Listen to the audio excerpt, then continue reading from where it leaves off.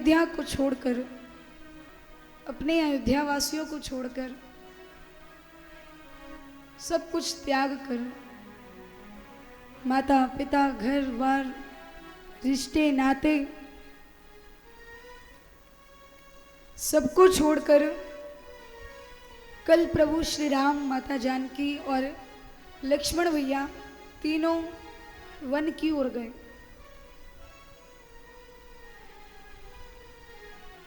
प्रस्थान करते हैं, निषाद राज्य से मिले। और मैंने कल भी कहा कि भगवान क्यों मिलते हैं? सहित अनुरागा। जब अनुराग होता है तब प्रभु की प्राप्ति होती है। जब प्रेम होता है तब भगवान मिलने आते हैं, दर्शन देते हैं।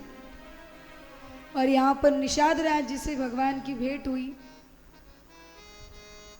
निषाद राज्य से मिले, आगे गए, भक्तराज केवट से भेंट होती है। प्रभु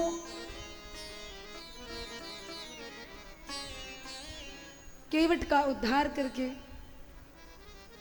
उसके पितरों को तार कर और विमल भक्ति का वरदान देके केवट को आगे की ओर चले। अब यहाँ पर भगवान राम केवट को उतराई देते हैं। केवट उसको भी मना करता है कि प्रभु मैं उधारी नहीं रखूंगा, मेरी बात बराबरी वाली होती है। आपने मुझे तारा, मैंने आपको पार उतारा है, आप भी मुझे तार देना। अगर मैंने मुद्रिका या उतराई ले ली तब तो मैं आपका कर्जदार हो जाऊंगा, और मैं कर्जा नहीं रखता। तो सीधी बात, मैंने आपको दिया, आप मुझे वापस दे देना। और कोई दूसरी चीज भी नहीं मांग रहा, मैंने भी आपको पार उतारा है, आप भी मुझे पार उतार देना। इतना सा वरदान दे दो। और यहाँ भगवान केवट को वरदान देते हैं। केवट बड़ा प्रसन्न होता है भगवान से वरदान लेकर, भगवान से आशीर्वाद प्राप्त करके। और जैसा कि कहा गया कि भगवान कब अवतार लेते हैं? हरि व्यापक सर्वत्र समाना, हरि व्यापक सर्वत्र समाना, हरि व्यापक सर्वत्र समाना, व्यापक सर्वत्र समाना, हरि व्यापक सर्वत्र समाना, हरि व्यापक सर्वत्र समाना, हरि व्यापक सर्वत्र समाना, हरि व्यापक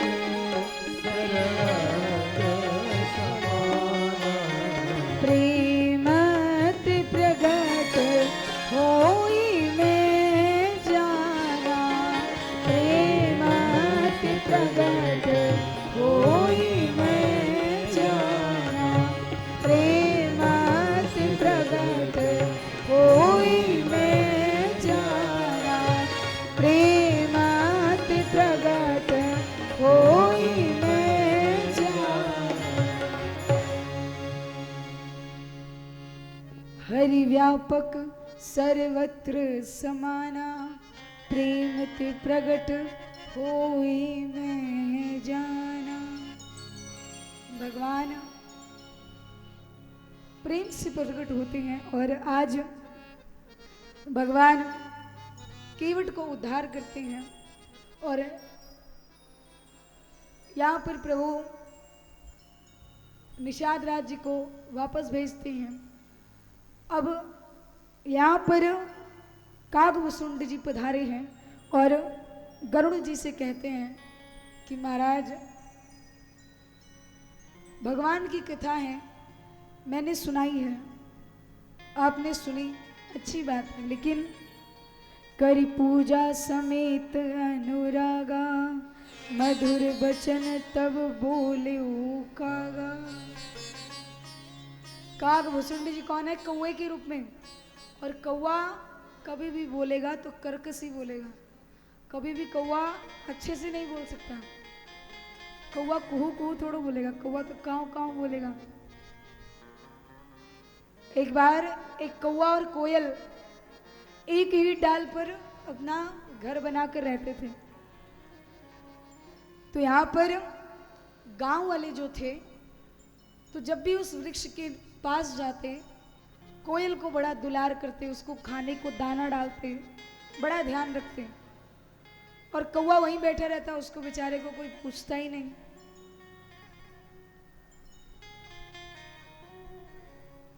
कौवा सोचता है कि गांव वालों की नजर में मेरी कोई कीमत नहीं है, लाओ मैं दूसरी जगह चला जाता हूँ। दूसरी जगह गया, वहां भी उसको भगा दिया गया।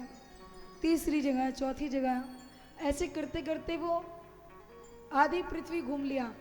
लौटकर फिर उसी पेड़ पर आया और कोयल से कहा कि कोयल बहन, मुझे हर जगह से भगा दे रहे हैं, तो क्या मैं इतना बुरा हूं? तो कोयल कहती है कि तुम बुरे नहीं हो, पर तुम्हारी आवाज बहुत बुरी है। जो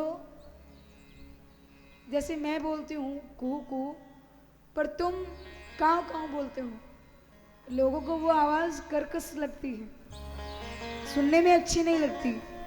तो इसलिए जब भी बोलिए मधुर आवाज में बोलिए, प्रेम से बोलिए। कहा जाता है ना कि प्रेम से भगवान का नाम लो, प्रेम से बोलो, किसी से बोलो तो। और ये सब कब होता है? जब माता सरस्वती की कृपा होती है। सरस्वती जी की ही कृपा से तो मंथरा की बुद्धि फिरी।